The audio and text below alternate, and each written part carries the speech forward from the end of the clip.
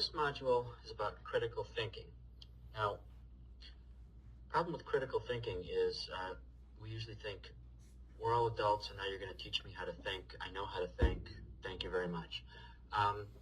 Very rational, normal response to this. But before you pass judgment on it, bear with us a moment. Because what's in this module has to do with forming arguments, what evidence looks like when you back up a point that you want to make, and how to carefully craft an argument and think through it clearly to be able to make your point. And this is something that we all need to do, and I think you'll see by the end of this module that so many of us are inclined to skip the critical thinking and just jump to the conclusion. And in fact, we work with people who are inclined to do that, and that can be very problematic. It certainly doesn't help us or our organizations to do our best work. So let's think about this as we move ahead.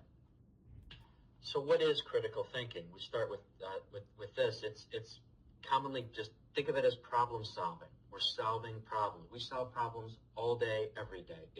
Solving problems is to be human. So this is what we do. Now, what we want to teach you is that, teach ourselves really, is to not be content with the first solution to a problem or the first thing we stumble across or the first thing we hear, but to think deeply about it. That's what this is about. We want to be able to know, understand, analyze, synthesize, and evaluate a problem or an idea. We want to look at what's implied in a question rather than just the words of what is stated. We'll come to that, back to that in just a second. And we want to apply some very simple rules of logic to problem solving. This is not a philosophy course, so we're not going to get too deep into this, but some very, very basic rules of logic and how this applies to how we think about problem solving. And we don't want to let our reason be clouded by emotion. We'll talk a little bit later about human biases, and they're really dangerous because they are human biases. They're built into us, and they are little traps that we will fall into if we're not vigilant to not fall into them. Now, what's involved in critical thinking? First of all is the question, what is actually being asked? Not just the words, but what is actually being asked? How many times have you been asked a question, or it's more likely you'll see it when you ask a question, and it isn't actually answered in the way that you want the answer to be formed? Probably because the listener didn't understand what the question really was. What's the purpose? Why do you even want this answer? What are you going to do with it? Don't ask a question if you don't actually want the answer. I've actually been happy to hear when somebody sponsors research and the question that the researcher asks is, are you willing to accept any answer? Or do you already know what the answer is you want to hear? A responsible researcher isn't going to take on work when the sponsor already knows what answer they want. I can cook my research to be whatever I want it to be, but if I want to be honest about it, it's going to be whatever it's going to be. What point of view? Where do I stand as I look at this question? Management typically thinks very differently from engineering or the sales force or whoever it is we're actually talking about, the customer. Everybody has a different point of view. How do they think about this question? What information do you have to solve this problem? What are the ideas or the concepts that are involved? What assumptions? What are you taking for granted? What assumptions do you have going into this that you don't maybe even intend to prove? You're just going to take them as assumptions. And what inferences are there? So there are facts coming in, and then you infer other things from those facts so that you have a greater deal of facts. So what conclusions can you draw from that? And then finally, the consequences. What are the implications of my question? Are we talking about saving a little money? Are we talking about saving lives? Are people going to lose their jobs? These are all questions that we should be asking about the question. So a few words about critical thinkers. So we're going to go through this list, and everybody listening to this is going to nod their head and say, that's me. But the truth is, it's really not any of us. These are things that we aspire to be, but we're not always. But I want to give you the list. So first of all, we acknowledge our personal limitations. We acknowledge the limits of what we are actually able to do. We know ourselves. We ask questions about ourselves. We see problems as challenges, as exciting challenges. You want to take on a problem. That's a good day to take on a problem and solve it. And you don't just want to solve the problem. You want to understand something. You'd like to be able to solve a problem today so that when you get a problem like it tomorrow, it's easier to solve than it was today because you understand it better. You use evidence to make judgment. That's important to you. You're going to look out, you're going to find evidence that supports or refutes your position, and you're going to work through it logically. You're interested in other people's ideas, so you're going to look at different approaches. You're going to look at other ways of thinking about this. You're skeptical of extreme views. Now, a few words on this. I personally find that extreme views can be very useful in critical thinking. That is to think on the extremes as a way to bound the problem. But what I'm saying here is that good critical thinkers are very skeptical of extreme views. When you're getting into an argument with somebody over some point and they say, everybody thinks this, I'm betting everybody doesn't think this. There's somebody who doesn't think that. Who are they and why do they think that way? Nobody does this. Sure they do. Somebody does. So look at the extremes, be skeptical. Know what the keywords are that tip you off that somebody's trying to push an extreme view. You want to think before you act. So you're not just going to jump in. People who act before they think are the ones who are just jumping on the very first thing that comes to their mind and they move on. You're going to avoid emotionalism.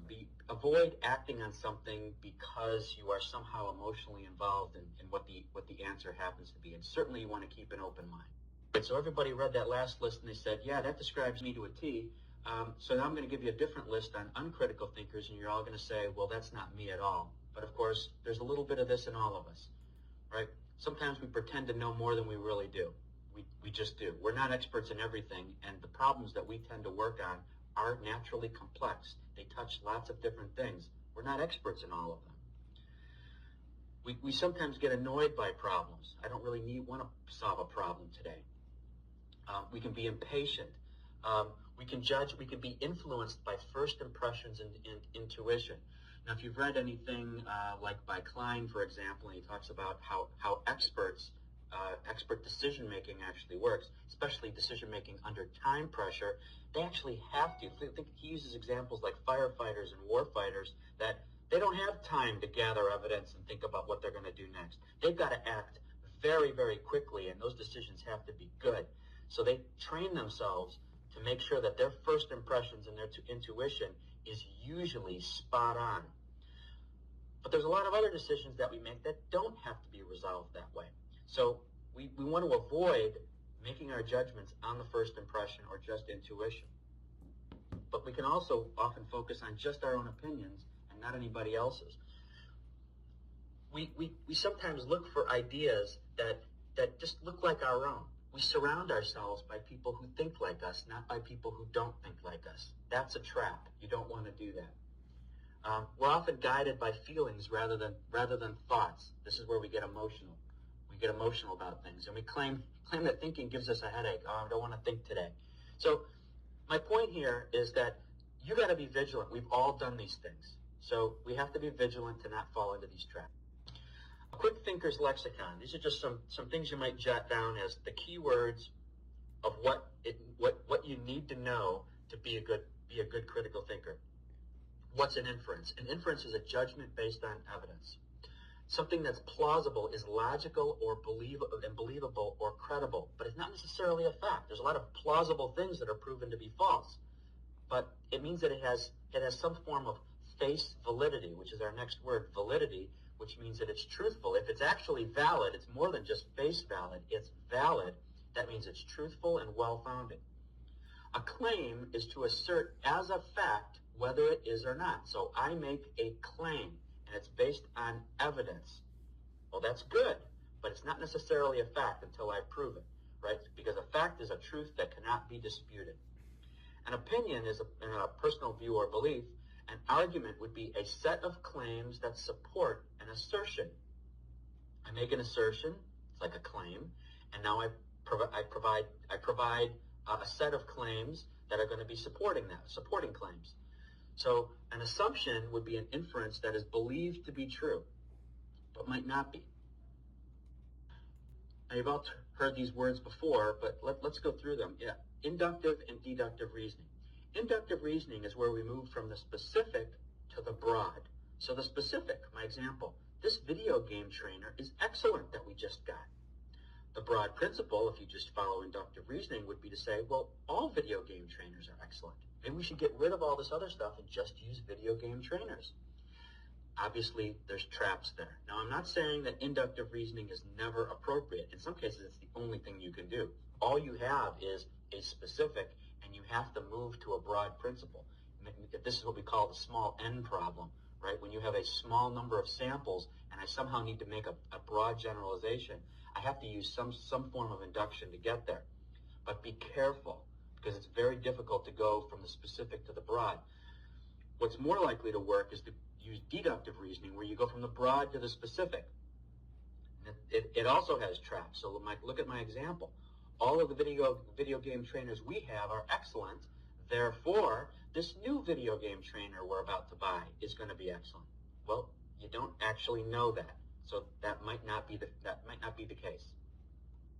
So something called the ideal method looks like this, where you identify a problem, you recognize that a problem exists, then you define the problem to be as specific and comprehensive as you can. You want to outline all the factors involved. Then you want to explore alternative approaches. You want to gather and explore alternative solutions that might help you isolate on the very best approach, or at least the best given your intuition. You want to act on the best strategies, so take specific action to resolve this problem. And this might even involve more than one strategy, so you can mix and match at this point. And then you want to look back. You want to be reflective and go back and say, don't just think, okay, I solved the problem. You want to look back and evaluate it and say, hey, how did this actually work? Did it work the way I thought it was going to work? What are the right measurements to tell me whether or not my decision-making worked well or not? So another thing you want to be good at to be a good critical thinker is a good question asker. So one quality of a good critical thinker is the ability to ask on-target questions. You're not just, these are thoughtful. You have a strategy for why you're asking questions at the level you're asking them, in the order that you're asking them. And if you find that you're not a good question asker, then think about it. Is it that you're embarrassed to ask questions? Are you worried about what other people will think of you? This is the sort of thing that as you get better at it, you'll be less concerned about what people think about my questions, because you know you're a good question asker and you're doing it as part of a disciplined critical thinking process that you have embraced and that you're using. And you want to make the right inferences. And let's admit it, we make inferences all day long. This is, again, to be human. We make inferences. It's what we do. We look at the world and we infer things about it. Inferences are interpretations that you derive from processing cues in a situation. This is what it is. We do this all day long. A plausible inference is a judgment that is logical and possibly accurate. Might not be accurate, but at least given what you have seen, the cues that you've given in the situation, it appears to be accurate. Sometimes inferences become assumptions, so something we're going to believe to be true and we're going to act on as though it were. You can't prove every possible inference. If we waited to make decisions to ensure that every single thing that we do is locked down, absolutely solid, proven as fact, we wouldn't get a whole lot done. So let's admit also that we have to be able to move through our day and solve problems, not knowing for absolute certain that every decision we make and every part of every decision is based on fact. We just have to live with that. Now, inferences can be tricky, so it's easy to be wrong, and you may operate on faulty assumptions until you're informed otherwise. But this is what it is to be a good critical thinker, is because you will reflect on this and fix your errors. Now, I mentioned bias earlier, and this is something you need to just admit to yourself. We all have bias, and bias comes into what we do. So there are a lot of these. I'm going to point you to a document that has literally dozens and dozens of them that are very, very specific, but just three more or less common ones are, the most common one that I've seen is what we call confirmation bias. So I'm working through a problem. I'm already formulating what I think the answer actually is, and now I start considering only evidence that supports your current position. You're watching a whodunit movie and you think the butler did it, and now everything you see in the movie confirms that the butler did it, and you're not thinking about anybody else. It's not the gardener, it's not the maid, it's not anybody else, it's the butler, because you already made up your mind. in spite of the fact that there's all kinds of evidence there that it was somebody else. That's a confirmation bias. A recency effect is when you weight evidence, recent evidence, stronger than older evidence. Very hard to overcome this because recency means it's in my memory. It just happened. So I'm weighing it more heavily. In spite of the fact that there is something that contradicts it that happened a year ago that is really, really solid and relevant to this decision I'm making today, but I just sort of want to forget that because it was a year ago. That might not be the right answer. It might be that that's the thing that's gonna sway your judgment. Gambler's fallacy is when you assume that random events are influenced by other random events. I just flipped a coin and got 4 heads in a row. So the next flip is likely to be a tail, right? Because I just got 4 heads in a row. No, it isn't. It's 50%, just like every other coin flip. So we use this word claim. What are they? A claim is a statement that can either be true or false, but not both. A claim is an assertion you want to have accepted as a fact and not be disputed. So things start as claims, they become facts if they are proven. And when you're evaluating a claim, you only have 3 things you can do with it. You can accept it, you can reject it, or you can wait until you know more about it. Now, an argument would be a set of claims. Arguments begin with premises, and that lead to a conclusion. So you're making an argument for, this is a strategy we should use in our simulation facility. Okay, great. That's an argument, and it's based on a bunch of premises, and you're going to start piling facts and making claims underneath that go along with it to try and sway decision makers to fund your next initiative. Okay? A good argument is one in which the premises lead logically to a strong and valid conclusion. People who know how to argue well tend to win a face-to-face argument because they know how to argue. So if you want to form strong arguments, be sure that your conclusions follow logically from your premises. There aren't big leaps full of assumptions that are stuck in between there. You want to leave out the faulty or the dubious premises. You want to identify them and leave them out. Just don't even make them a part of your argument, even if they sound really good. You want to use precise language to pinpoint your claim, and you want to avoid making claims that you can't prove, right? Because if you're called on it, you're not going to. It may throw your entire argument into question, in spite of the fact that all your claims are solid except for this one. And then you want to refine your reasoning. So you want to be willing to argue. You want to be willing to look at other points of view and defend your position, and be willing to change it if you find that you're wrong. You want to use deductive reasoning where possible, but remember what I said earlier, that it does have traps in it as well. You want to check your assumptions all the time. Know what your biases are.